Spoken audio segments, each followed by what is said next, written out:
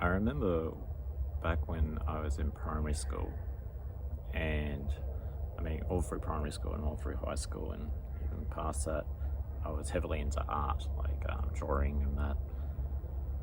But definitely in primary school, I really enjoyed drawing. I was quite good at it.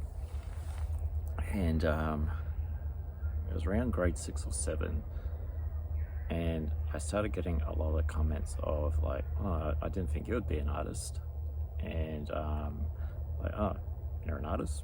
You can draw?" It was like this surprise thing, like, and even when I produced the art and showed, it's like, "Huh."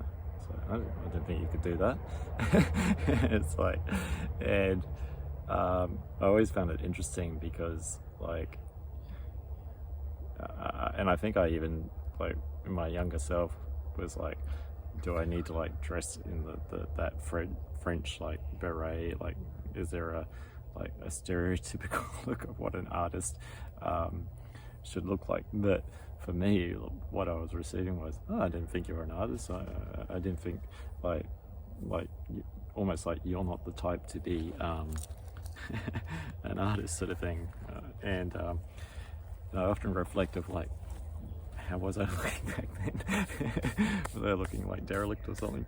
That said, grade 7, at our school, we had like a ceremony of like giving out awards. I won the art award. So goes to show. But I think there's always going to be like there's many experiences even on this channel that I've not shared about myself, sort of thing. There's lots of stuff that I actually haven't shared about myself, and with that, I've actually had quite a lot of experiences. Like, a lot of what I talk about is from personal experience or from researching. It is just presented in a way that some connect with and some don't. It's a bit of a journey sometimes when I start to talk. But in that is that wealth of experience, like 12 years frontline support work, sort of thing. I've been in the mix of that.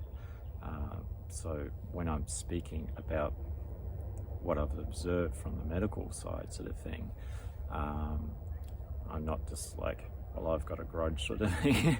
I'm speaking from what I've experienced, what I've interpreted. And similar to like that INFJ Dawson thing, there's been many times where I have spoken up and I have tried to enact change.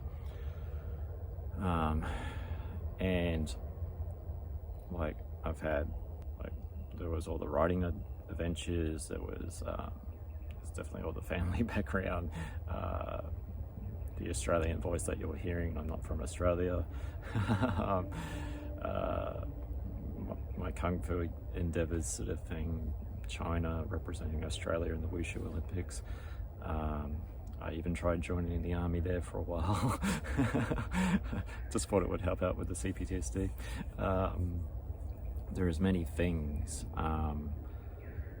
that I have experienced that I do have knowledge on, and there are some things that I don't think I have knowledge on, but it's sort of like stored away in there, sort of thing, and I start blah blah blah and catch people by surprise sometimes. So when with similar to that interpreting human experiences one, any assumptions, even assumptions about how one would think or feel, sort of thing, is a projection from oneself.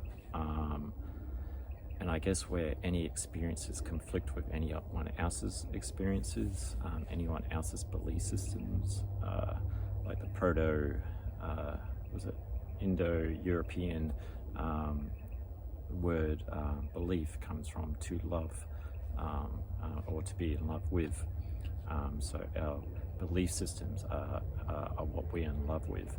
So if anyone challenges or is perceived to challenge, because if someone's threatening our love, sort of thing, even though they might be just trying to align them in a different way, can be seen as threatening, and they will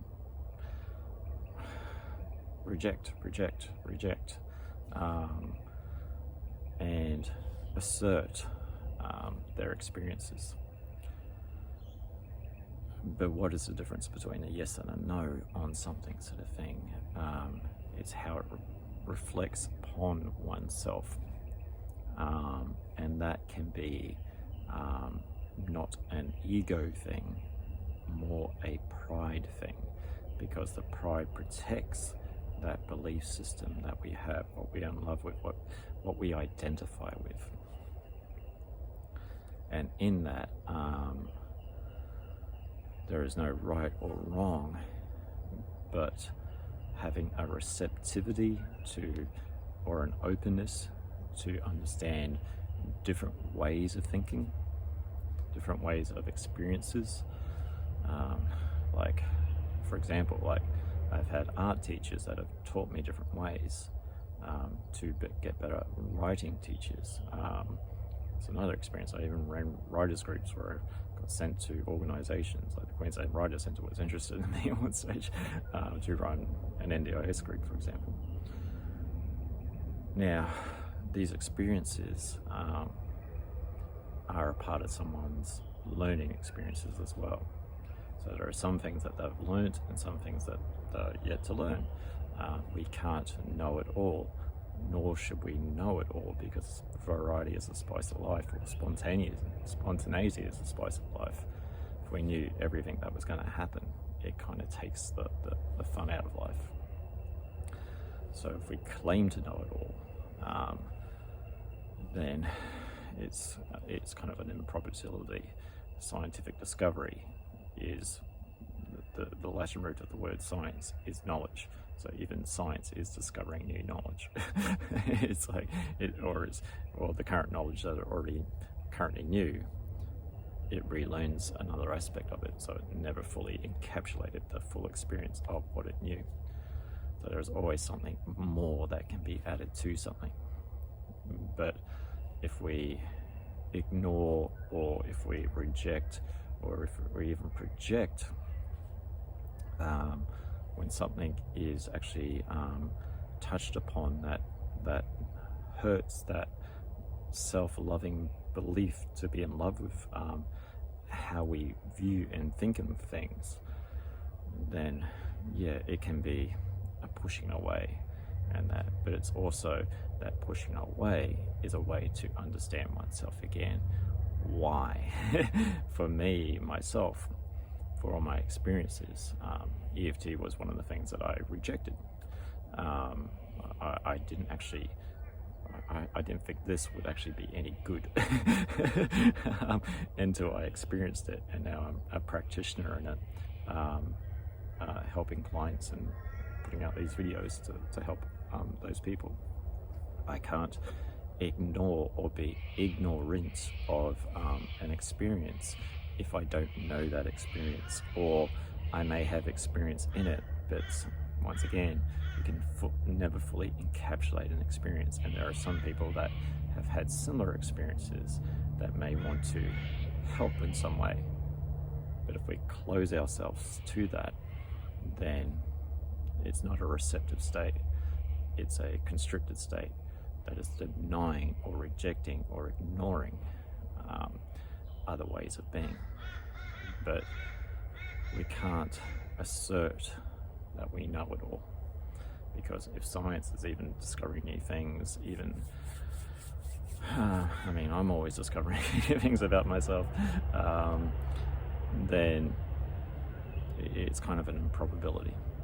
And we only know something in relation to ourselves. And if ourself sees things through a dirty lens, then we're going to be viewing other things in a dirty lens. So if someone tries to come along and go, "Oh, I'll help you with that," it may be viewed in a bad light. So having that receptivity and not like stereotyping like an artist or whatever sort of thing, just knowing that people come from backgrounds that vary to ours, and those variants will vary from what we actually experience. So in an artist metaphor sort of thing, there's many ways to actually draw a line on the paper, sort of thing. Many mediums to draw that. One is not better than the other. It's just different ways to actually interpret something. But if we're going, no, this is the only way, and then it's like we can only draw one, or we can only create one aspect in our life, or we can only heal one aspect, or we can only be aware of one aspect. Going beyond that line and viewing other things, and being accepting of that, and being accepting of aspects of ourselves that we may encapsulate as being okay, but is not actually okay when it's touched upon. So yeah, ways to reframe things at least. So I'm Dion from Reflection Support Services, and see you in the next one.